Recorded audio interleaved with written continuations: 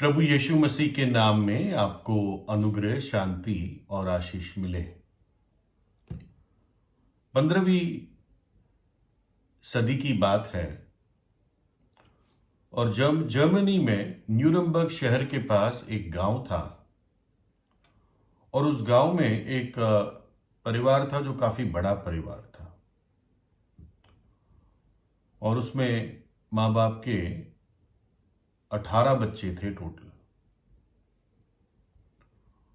और सबको पालने के लिए मेज पर खाना रोज देने के लिए जो बाप था, पिताजी था, उसको बहुत काम करना पड़ता था। वो करीब 18 घंटे दिन के काम ही करता था और कोई पड़ोस में भी कुछ पैसे कमा के किसी का कुछ थोड़ा बहुत काम करने का मौका मिले तो वो भी करता था। और बच्चे इतने सारे थे, सबका वैसा पालन पोषण तो हो नहीं पाया कि बहुत अच्छी जगह पढ़ाई मिले और इस प्रकार से समाज में कोई टारगेट के साथ काम कर सके। लेकिन इन सारे बच्चों में 2 बेटे थे जिनका एक लक्ष्य था, स्वप्न था, और दोनों को यह एहसास होता था कि उनको आर्ट के लिए, कला के लिए, आर्टिस्ट बनने के लिए एक चाह थी और उनके पास गिफ्ट भी थी। लेकिन दोनों जानते थे कि हमारे पिताजी न्यूरम्बर्ग का विश्वविद्यालय जो है, एकेडमी है, उसमें हमें भेजने के सक्षम नहीं है, इतनी फीस वो दे नहीं पाएंगे। तो दोनों आपस में बातचीत करते रहते थे सोने से पहले और रोज डिस्कस करते थे कैसे हम आर्टिस्ट बन सकते हैं। तो फिर उन्होंने ये डिसाइड किया, दोनों भाइयों ने, जो 2 दोस्त की तरह ही थे, कि चलो हम एक सिक्का उछालते हैं और जब सिक्का उछालेंगे तो जो भी हारेगा वो यहां की खान में काम करने जाएगा मजदूर की तरह, और जो जीतेगा वो पढ़ाई के लिए, आर्ट्स की पढ़ाई के लिए न्यूरम्बर्ग शहर को जाएगा, और जो भाई खान में काम करेगा वो उसकी पढ़ाई की जो फीस है उसको सपोर्ट करेगा। और 4 साल का कोर्स था, तो वादा ये था कि जो भाई खान में काम करेगा वो 4 साल काम करता रहेगा, दूसरा पढ़ाई करता रहेगा। जब पढ़ाई हो जाएगी तो वो वापस आएगा और जिसको डिग्री मिली है अब वो खान में काम करेगा, या किसी तरह उस दूसरे भाई को जिसने खान में काम किया अब उसकी पढ़ाई को सपोर्ट करेगा। तो ये दोनों ने वादा किया, शपथ ली एक दूसरे से, और एक संडे की सुबह को आराधना सभा के बाद उन्होंने सिक्का उछाला और जो भाई जीता उसका नाम था एल्ब्रेक्ट ड्यूरर। ये 2 भाई थे जिनमें बातचीत हुई थी, एक था एल्ब्रेक्ट और दूसरा था एल्बर्ट। एल्ब्रेक्ट और एल्बर्ट। तो एल्ब्रेक्ट जीता और वो न्यूरम्बर्ग गया, और एल्बर्ट उन मुश्किल खानों में जो खतरनाक होती थी उसमें काम करने गया। ये घटना आप कह लीजिए करीब 500 से 600 साल पुरानी घटना है। और 4 साल वो काम करता रहा, अपने भाई को पैसा भेजता रहा, जो एकेडमी में बहुत अच्छा विद्यार्थी निकला और धीरे धीरे मशहूर होने लगा। एल्ब्रेक्ट की जो पेंटिंग थी, जो वो लकड़ी में काम करता था, और जो अलग अलग तरह के रंग जो 500-600 साल पहले मौजूद थे उनका उपयोग करता था, ये सब बहुत प्रभावशाली रहा। और वो अब धीरे धीरे उस 4 साल के बाद वो कुछ पैसा भी कमाने लगा। बहुत नहीं, लेकिन उसको ये लगा कि अब मैं इस पैसे से अपना खर्चा चला पाऊंगा और अब मेरे भाई को मैं एकेडमी में, विश्वविद्यालय में भेज पाऊंगा। तो एल्ब्रेक्ट वापस अपने गांव आया और परिवार बहुत खुश था कि इतना पढ़ा लिखा हमारा बच्चा हुआ। तो बड़ी डिनर पार्टी हुई, लंबी मेज लगाई गई घर के बाहर, और मेज के एक तरफ एल्ब्रेक्ट था जो मशहूर आर्टिस्ट या होने वाला मशहूर आर्टिस्ट बन के आया था, और मेज की दूसरी तरफ एल्बर्ट, जिसने खान में काम किया और अपने भाई को सपोर्ट किया, वो बैठा था। और बड़ा संगीत हुआ, हंसी मजाक हुई, खुशी हुई। और फिर जैसे होता है इन लोगों के डिनर्स में, एल्ब्रेक्ट अपने उस मेज के हेड पोजीशन से उठा, सब शांत हुए, और उसने बताया कैसे मेरे भाई एल्बर्ट ने 4 साल बलिदान देकर मेरी पढ़ाई को सपोर्ट किया, और इसलिए आज मैं इस स्तर तक पहुंच पाया हूं। तो श्रेय जो जाता है मेरे भाई एल्बर्ट को जाता है। और फिर उसने सबके सामने कहा कि अब मेरे धन्य भाई एल्बर्ट, अब आपकी बारी है। अब आपको न्यूरम्बर्ग जाना है, अपने उस स्वप्न को पूरा करना है, और मैं आपको सपोर्ट करूंगा। और तब जो सब लोग आए थे उन्होंने अपना चेहरा एल्बर्ट की तरफ किया कि अब ये क्या कहेगा।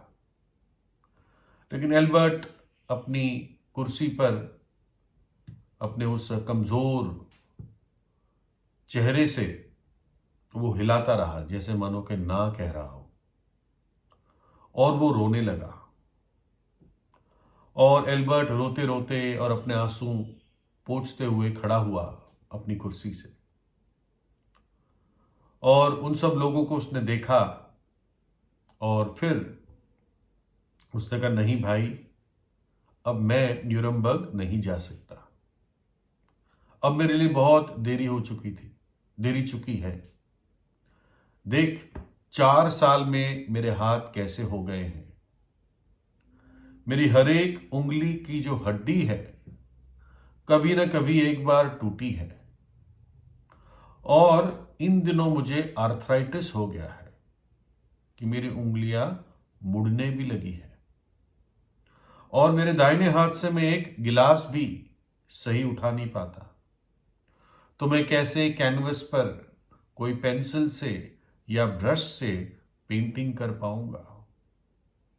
मेरे अंदर, मेरे हाथों में अब वो बात रही नहीं। 4 साल के उस मुश्किल समय में मेरे हाथों में से कला खत्म हो गई है। तो भाई, मेरे लिए बहुत देर हो चुकी है। और फिर भी एल्ब्रेक्ट अपने प्रोफेशन को, अपनी कला को परसू करता गया। उसने बहुत अच्छे पोर्ट्रेट बनाए, और पेन और सिल्वर पॉइंट स्केच बनाए, वाटर कलर से, चारकोल से, लकड़ी में कटिंग किए, तांबे में एंग्रेविंग करी। और बताते दुनिया के सबसे बड़े बड़े म्यूजियम में एल्ब्रेक्ट ड्यूरर के काम लटके हुए हैं। मतलब डिस्प्ले पर, दीवारों पर उनको डिस्प्ले किया गया है, प्रेजेंट किया गया है। शायद हम में से ज्यादातर लोग इनका नाम भी नहीं जानते, लेकिन उन्होंने एक विशेष पेंटिंग बनाई, और कई लोग उस पेंटिंग को जानते हैं, लेकिन उस पेंटिंग का बनाने वाला और उसके पीछे का इतिहास नहीं जानते। तो एल्ब्रेक्ट ने क्या किया? एल्ब्रेक्ट ने अपने भाई की याद में और भाई के इस बलिदान को स्मरण करने के लिए उसने 2 कमजोर हाथ, जो एक तौर से मेहनत और समय से घिस चुके थे, ऐसे दो हाथ जैसे प्रार्थना में उठे हुए हो, उसने उसकी पेंटिंग बनाई जो आकाश की तरफ उठे हुए हो। और एल्ब्रेक्ट ने ये हाथ बताया कि मेरे भाई के हाथ है, और उसने इस पेंटिंग का नाम सिर्फ हाथ दिया था, हैंड्स। लेकिन जो कला की दुनिया थी, आर्ट्स की दुनिया थी, उन्होंने इस पेंटिंग का नाम दिया प्रेइंग हैंड्स, प्रार्थना करने वाले हाथ। और कई जगह ये पेंटिंग अब ग्रीटिंग कार्ड्स में और ऐसे पोर्ट्रेट्स में और ऐसी गिफ्ट्स की दुकानों में ये पेंटिंग बिकता है। ऑफ कोर्स वो ओरिजिनल पेंटिंग नहीं है, कॉपीज है, लेकिन दुनिया भर में ये प्रार्थना करने वाले हाथ दिखते हैं। और दो भाइयों के इस प्रेम को यहां पर हम देखते हैं। दो भाई जो दो मित्र की तरह थे। और प्रेम जो होता है उसमें हमेशा बलिदान इन्वॉल्व होता है। जिससे भी आप प्रेम करते हैं उसके लिए आप अपनी इच्छा से बलिदान करने के लिए तैयार होते हैं। देखो, ऐसा भी होता है कई बार बलिदान जबरदस्ती भी, दबाव में भी किया जाता है। थोड़ा बहुत उसमें प्रेम भी होता है, लेकिन चिढ़ भी होती है। आपने शायद कभी सुना होगा, एक मां कहती है सुबह, अरे रात को तो बच्चे ने बहुत तंग किया, मैं तो एक झपकी भी नहीं सो पाई, इतना रो रहा था, मन कर रहा था कि पिटाई लगाऊं उसकी। ऐसे भी बलिदान होते हैं। लेकिन जब मैं इस प्रार्थना करने वाले हाथ की कहानी को मैंने पढ़ा तो मुझे और एक बहुत महान बलिदान स्मरण आया। मुझे वो हाथ स्मरण आए, वो हाथ जिनमें से लहू बह रहा था, मेरे उद्धारकर्ता प्रभु यीशु मसीह का। और ना तो वो मुझे जानता था, ना मैं उसके परिवार का था, लेकिन फिर भी उसने मुझसे प्रेम किया, आपको प्रेम किया, और उस कलवरी के क्रूस पर अपने हाथों को कीलों से ठुकवा दिया हमारे पापों के खातिर। वो 8 से 10 इंच लंबे कील एक एक उसके हाथ पर हथौड़े से ठोक दिए गए। दोनों पैर में एक लंबी कील ठोक दी गई। ये उन रोमी सैनिकों के लिए तो आम बात थी, लेकिन गुनहगारों के लिए था ये। और प्रभु यीशु मसीह पाप रहित था। कई गवाहियां थी कि इस व्यक्ति ने तो कुछ भी गलत नहीं किया है।